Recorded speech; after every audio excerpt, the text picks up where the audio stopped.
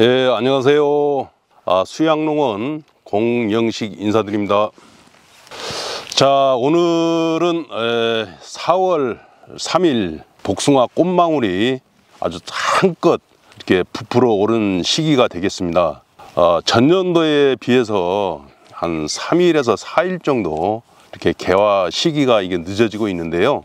아마 3월 달에 그 꽃샘 추위가 좀 심해서 그런 것 같습니다. 하여튼 이 시기에 앞으로 개화 끝날 때까지 복숭아 과원의 주요 작업, 병해충 관리 또는 영양 관리 이런 전반적인 부분을 오늘 또 화순기술센터 고재권 선생님을 모시고 현장 교육을 실시도록 하겠습니다. 모셔보겠습니다. 우리 고재권 선생님. 네, 어서 오십시오. 반갑습니다. 반갑습니다. 네, 반갑습니다. 고재권입니다. 매년 참 기상 날씨 예측할 수 없죠. 참 올해도 여러 가지 벚꽃 개화식이나 이런 부분들이 예측하기 참 쉽지 않았는데 지금 보면 이제 복숭아꽃이 이제 꽃망울이 살짝 터지려고 하는 시점에 와 있거든요.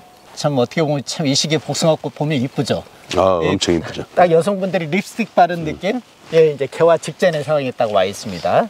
그런데 최근에 이제 조금 전에 우리 공사장님 말씀하셨지만 꽃샘 추위 때문에 어떻든 이제 개화가 좀 더 빠른 이제 살구, 자두 이런 부분들이 벌써 냉해 피해를 받고 있고 전남에 나주 배 연구소가 있습니다만은 배가 복숭아보다 보통 한 3, 4일 정도 개화가 빠르거든요.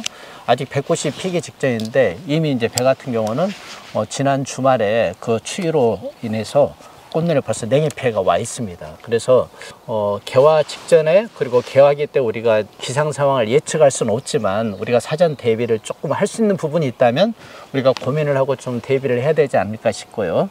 그래서 기본적으로 이제 이게 좋은 피해 우려가 있을 때 농진청에서는 이제 방사회니나 그리고 미세 살수장치 스프링클러를 이용해서 그 다음에 이제 또 뭐 불을 여러 가지 소각을 해서 이렇게 열을 이용해서 하는 여러 가지 방법들이 있는데 방사회니나 스프링클러 같은 경우는 이제 투자비도 많이 들고 또 기존에 시설이 돼 있어야 되고 그 다음에 이제 또 불을 지피는 것은 뭐 요즘에 산불 경보 기간인데 할 수가 없는 상황입니다. 그래서 현실적으로는 이제 우리 농가들이 석회 유황합제나 보르덱 살포하실 때 아니면 이제 단용으로 해가지고 뭐 효소제나 아니면 이제 아미노산 제제 뭐 여러 가지 또 이제 비료적으로 또 경감할 수 있는 자재들 아니면 이제 또 설탕이나 포도당 이런 부분들을 쉽게 사용할 수 있는 부분이 있습니다. 그래서 이것은 이제 농가의 사례이기 때문에 어떻든 현장에서 봤을 때 그런 부분들을 사용하는 경우가 안 하는 것보다는 어떻든 냉해 피해를 경감할 수 있는 부분이기 때문에 우리가 일단 고민하고 나가야 되지 않을까 하는 생각이 듭니다.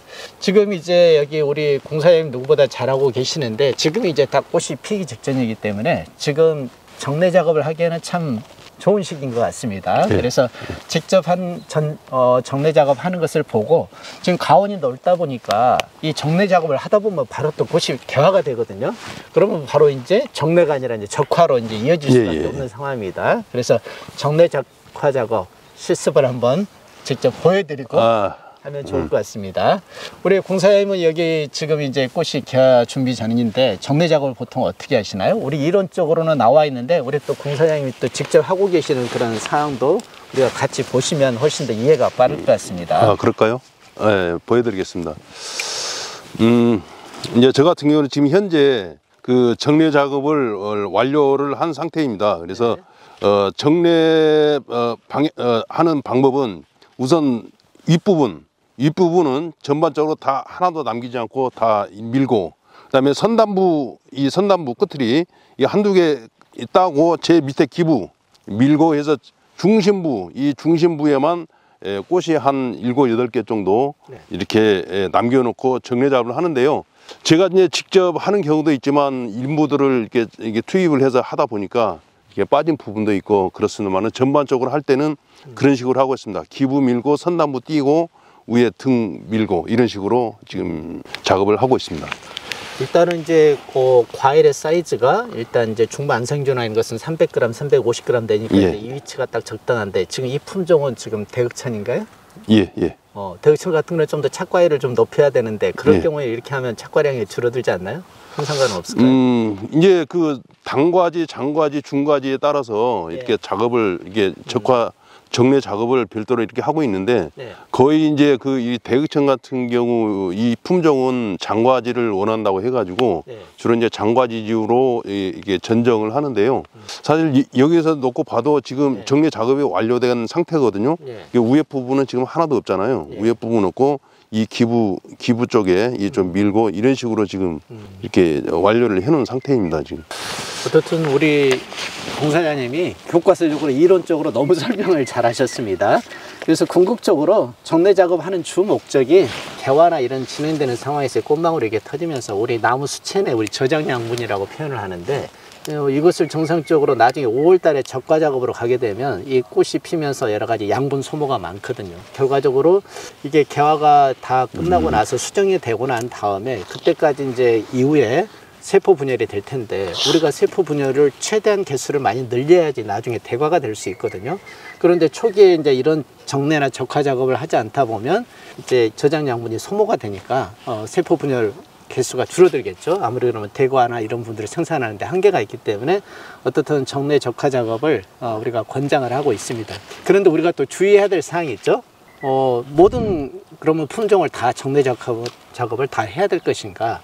그리고 이제 꽃가루, 꽃가루 이런 부분들 때문에 경봉이나 어떻게 보면 꽃가루가 없는 품종들 같은 경우는 지나치게 정례 적화 작업을 많이 하고 또 최근에 기상 상황에 그런 문제가 됐을 때 오히려 이게 착과량이 굉장히 줄어들어서 문제가 되는 경우들이 있습니다. 그래서 모든 복숭아 품종을 일괄적으로 정례 작업을 다 동일하게 하라 이렇게 하기에는 또 위험성이 있지 않나 하는 생각이 드는데요.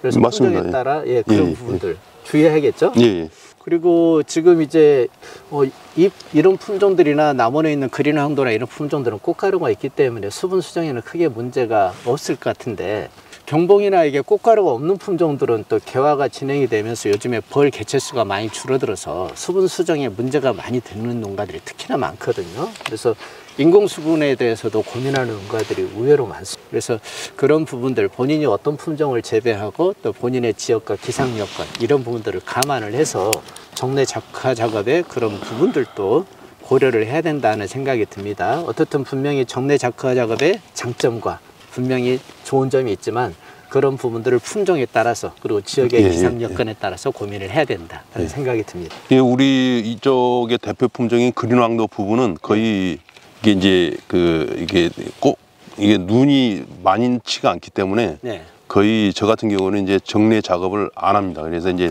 그때는 이제 적과 작업으로 하고 더군다나 이제 그 정례 작업의 중요성은 물론 그 저장 양분 이런 부분도 있겠지만 차후에 그 적과 작업할 때 그 인건비가 굉장히 많이 들어갑니다. 그래서 인건비 좀을 줄인 차원에서 정례 작업을 적극적으로 이렇게 하고 있는 편입니다.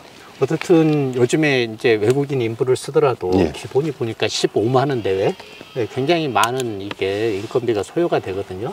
그래서 어쨌든 인건비를 절약하는 것도 농가 경영비 이런 부분들을 좀 줄이는데 굉장히 고민해야 될 상황이기 때문에 어쨌든 조금 전에 말씀 잘 하셨지만 인건비를 절약하는 차원에서라도 이런 부분들 작업이 또 일정 부분 도움이 될 것 같습니다. 그럼 이 정례 작업을 이런 식으로 하면은 뭐 양호하게 잘 한 편입니까 어떻습니까? 우리 공사장님이 제가 교육해야 되려고 먼저 현장에서 오랫동안 하셨기 때문에 이론적으로는 가장 이제 표준 가장 교과서적으로 말씀을 하신 것 같습니다. 그래서 상부에 있는 거 이게 꽃눈들 제거하시고 또 이게 측지나 이런 데서 가까운 부위 그리고 선단에 가까운 부위 그래서 이 부분에서 보통 이제 열매를 정형과를 하나 또 길에 따라서 2개 뭐 이 정도 이제 착과시키면 큰 물이 그래서 어떻든 정례 작업할 때 남겨놔야지 나중에 이제 수정이 되고 나서 또 비정상적인 기형과들이 생길 수 있거든요. 그래서 적과 작업 때 최종적으로 어느 정도 속아낼 수 있는 부분이 있어야지 너무 이게 적게 놔둬버리면 노린재 피해가나 아니면 또 수정이 안 된 과일들이나 이런 부분들이 생겼을 때 잘못하면 이게 착과를 못 시키는 경우가 생기거든요. 그래서 그런 부분들까지 고려해서 남겨놓으시는 게 필요합니다. 잘 알겠습니다.